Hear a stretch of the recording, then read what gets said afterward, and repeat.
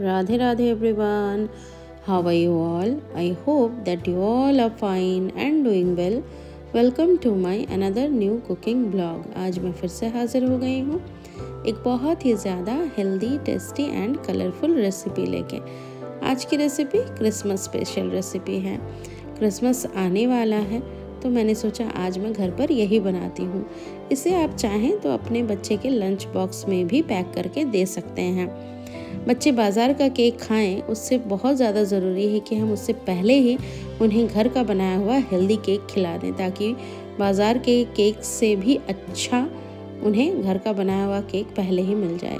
जहाँ पर इसे बनाने के लिए मैंने लिया है 1 कप सूजी। तो सूजी जो है वो मोटी पतली कोई से भी आप ले सकते हैं, मतलब बारीक वाली, क्योंकि इसे अल्टीमेटली हम मिक्सर में ही डालने वाले हैं। साथ ही डाला है 1/2 कप चीनी। और यहाँ पर चूँकि मैंने सूजी लिया है तो रवा को फूलने में थोड़ा टाइम लगता है, इस वजह से जब भी सूजी केक मैं बनाती हूँ तो उसमें मैं डालती हूँ गुनगुना गर्म दूध। तो 1/2 कप दूध मैंने डाला है। इसे मैं चलाकर देख रही हूँ, अभी काम नहीं बना है, तो इसमें मुझे थोड़ा सा दूध और भी डालना होगा। तो 1/2 कप और गुनगुना गर्म दूध मैं लूँगी। और लेने के बाद इसमें से आधा कप, मतलब हाफ का हाफ, मतलब 1/4 कप से थोड़ा सा ज़्यादा मैंने यहाँ पर दूध डाल दिया। और बाकी कुछ 3 टेबलस्पून जितना दूध मैंने यहाँ पर रखा है। एक बार में सारा दूध हमें नहीं डालना है, क्योंकि बैटर अगर बहुत गीला बन जाएगा तो फिर हमारा केक अच्छे से नहीं बनेगा। ना ही वो केक में जालियाँ आएंगी, ना वो फूली सी बनेंगी, कहीं से भी वो केक डेंस हो सकता है। तो यहाँ पर हम इसे अच्छे से मिक्स कर लेंगे और मिक्स करने के बाद हम इसे ढककर रख देंगे। तो हमें इसे कम से कम आधा घंटा ढककर रखना है। हालांकि सूजी जो है, रवा, उसे फूलने में टाइम लगता है, इसी वजह से मैंने गर्म दूध डाला है ताकि रवा जल्दी फूल जाए।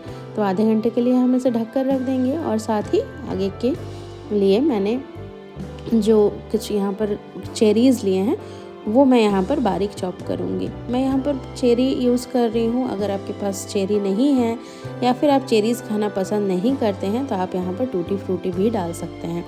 अगर टूटी फ्रूटी भी आपको पसंद नहीं है तो आप यहाँ पर ड्राई फ्रूट्स को इस तरीके से पतला बारीक काट कर यूज़ कर सकते हैं। वो भी बहुत ही ज़्यादा अच्छा और टेस्टी लगता है। तो देखिए, इस तरीके से मैंने काट के दोनों को अलग अलग कर लिया। मतलब यहाँ पर मैंने कुछ 2 टेबलस्पून के करीब चेरी लिया है और उस पर 1 टीस्पून आटा, मैं गेहूं का आटा छिड़क कर उसे अच्छे से कोटिंग कर रही हूँ। कोट करने से क्या होगा कि बाद में जब हम इस चेरी को डालेंगे केक में तो वो नीचे तक नहीं चला जाएगा, बीच में ही रहेगा। फिर मैंने यहाँ पर लिया है केक टिन और उसे मैं ऑयल से ग्रीस कर रही हूँ। बहुत बार क्या होता है कि हम घर के बारीक बेसिक सामानों से केक बनाते हैं, तो एक केक बनाएंगे साल में, उसके लिए हम क्यों ही बटर पेपर खरीदेंगे। तो ये सोचकर हम बटर पेपर नहीं यूज़ करते हैं या फिर केक ही नहीं बनाते हैं। तो कोई इशू नहीं है। आज मैं आपको बता रही हूँ कि इस तरीके से भी हम बना सकते हैं। पहले हम ऑयल लेंगे, अच्छे से चारों तरफ केक टिन के हम ऑयल को ग्रीस कर देंगे। और ग्रीस करने के बाद इस तरीके से मैंने यहाँ पर गेहूं का ही आटा लिया है और उसे छिड़क कर इस तरीके से हम आटे से डस्ट कर देंगे। अगर आपके पास केक टिन भी नहीं है तो आप घर में जो स्टील का टिफ़िन होता है उसमें भी आप बना सकते हैं। अब हमें कढ़ाई को करना है प्रीहीट। तो मैं जो भी केक बनाती हूँ ना, उसे मैं कोशिश करती हूँ या तो कढ़ाई में बनाऊँ या फिर कुकर में बनाऊँ, ताकि जिनके पास ओवन नहीं है वो लोग भी केक को बना सकें।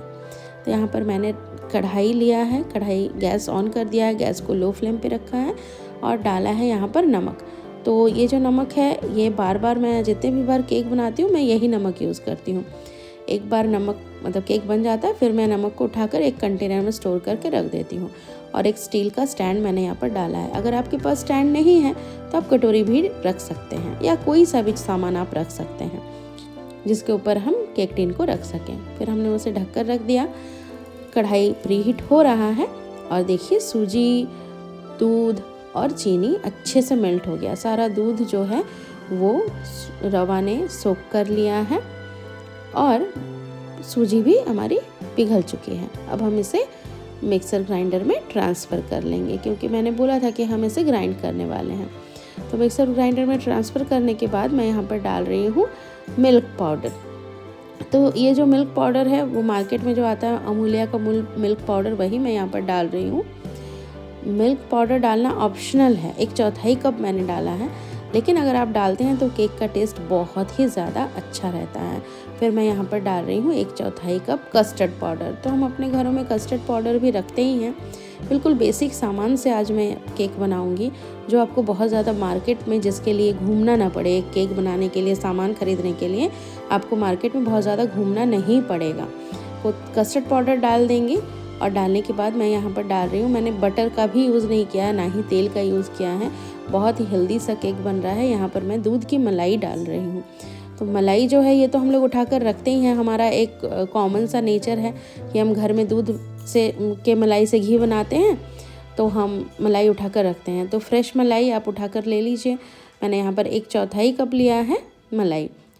तो अगर आप थोड़ा सा ज़्यादा भी डालना चाहें 1 चम्मच और भी आप डाल सकते हैं, लेकिन 1/4 कप काफ़ी है। तो 1/4 कप मलाई हम लेंगे और इसमें डाल देंगे। ये केक जितना ज़्यादा खाने में अच्छा लगता है उतना ही ज़्यादा इसका टेक्सचर, कलर, सभी चीज़ें बहुत अच्छी इसकी होती हैं। क्योंकि हमने कस्टर्ड पाउडर डाला है तो इसका कलर बहुत अच्छा रहेगा, इसमें से खुशबू बहुत अच्छी आएगी। देखिए हमने इसे ग्राइंड कर लिया और देखिए अभी ये थोड़ा सा दरदरा है, और दरदरा हमें रखना भी है क्योंकि सूजी केक है, तो बिल्कुल ये फ़ाइन तो होगा नहीं और बिल्कुल फ़ाइन हमें करना भी नहीं। देखिए इसकी कंसिस्टेंसी अभी ऐसी है। तो अब हम क्या करेंगे, इसे एक बोल में फिर से ट्रांसफ़र कर लेंगे, मिक्सिंग बोल में, और उसी में हम डाल देंगे जो हमने चेरीज़ कोट करके रखे थे वो। इसके साथ मैं यहाँ पर डाल रही हूँ बेकिंग पाउडर। देखिए बहुत कोई बोलते हैं कि केक जो है वो फूला हुआ हमारा बन नहीं रहा है, तो इसके लिए कुछ गलतियाँ हम ही कर देते हैं कभी कभार, जैसे कि बेकिंग पाउडर ये अगर, या फिर बेकिंग सोडा। 1 टीस्पून मैंने यहाँ पर बेकिंग पाउडर डाला। बेकिंग पाउडर या बेकिंग सोडा अगर बहुत दिन रहता है, पुराना वाला आप डाल रहे हैं, तो फिर केक हमारा अच्छे से फूलेगा नहीं। और यहाँ पर मैंने डाला 1/4 टीस्पून, 1/4 चम्मच मैंने यहाँ पर डाला है baking soda. 1 teaspoon baking powder, 1/4 teaspoon baking soda. और यहाँ पर ना मैंने नींबू का रस डाला है, बहुत ज़्यादा नहीं डाला है, कुछ 5-6 बूंद ही मैंने यहाँ पर डाली हैं। ये इसीलिए डाली है ताकि हमारा जो केक है उसमें जो हमने सोडा और पाउडर डाला है बेकिंग, तो वो अच्छे से रिएक्ट हो जाए। और केक में नींबू डालने के बाद ना बहुत अच्छी खुशबू भी इसमें से आने लगती है। हम लोग एगलेस केक बना रहे हैं, इसमें हमने कोई अभी तक फ्लेवर ऐड नहीं किया है। फ्लेवर ऐड करने की हमें ज़रूरत ही नहीं है क्योंकि हमने यहाँ पर डाला है कस्टर्ड पाउडर, उससे बहुत अच्छी कलर और खुशबू दोनों ही आ गई है। और जैसे ही हम इसमें मिलाएंगे नींबू, तो उससे खुशबू और भी ज़्यादा बढ़ जाएगी। देखिए नींबू हमने मिलाया ना, तो केक जो है वो धीरे धीरे फूलने लगा है, लेकिन इसका टेक्सचर अभी मुझे थोड़ा सा मोटा लग रहा है। तो मैं क्या करूँगी कि जो थोड़ा सा 2-3 टेबलस्पून दूध रह गया था वो मैं यहाँ पर पूरा ही डाल दूँगी और डालने के बाद मिक्स कर लूँगी। तो हमें जल्दी जल्दी ही मिक्स करना है, बहुत देर तक इसे मिक्स करते ही रहना है। 1 मिनट में मैं अपना काम कंप्लीट कर लेना है। और उसके बाद देखिए इसकी जो कंसिस्टेंसी है ये ऐसी है, इससे ज़्यादा पतला नहीं करना। इससे ज़्यादा पतला करने पर केक पकने में बहुत ज़्यादा टाइम लगेगा और वो टेस्टी भी नहीं रहेगा, फ्लफीनेस उसका गायब हो जाएगा। फिर हम इसमें डाल देंगे केक टिन में पूरे बैटर को, और बैटर को, केक टिन को थोड़ा सा टैप कर देंगे ताकि जो एयर बबल्स अगर इसमें हैं तो वो हवा सारा निकल जाए। और जो चेरीज़ मैंने बिना कोट किए हुए रखे थे उसे मैं ऊपर से इस तरीके से डाल रही हूँ। इससे केक देखने में बहुत ही ज़्यादा सुंदर हो जाता है। मार्केट में मिलने वाली पैकेट केक से तो ये बहुत ही ज़्यादा अच्छी रहती है खाने में। फिर अभी कढ़ाई भी हमारी प्री हीट हो चुकी है, तो हम केक के बैटर को इसमें डाल देंगे। थोड़ा आप ध्यान से डालिएगा क्योंकि कढ़ाई जो है वो बहुत गर्म हो जाती है, तो ऐसे में हाथ आपका जले नहीं, इसका ध्यान रखते हुए हमें इसे डालना है।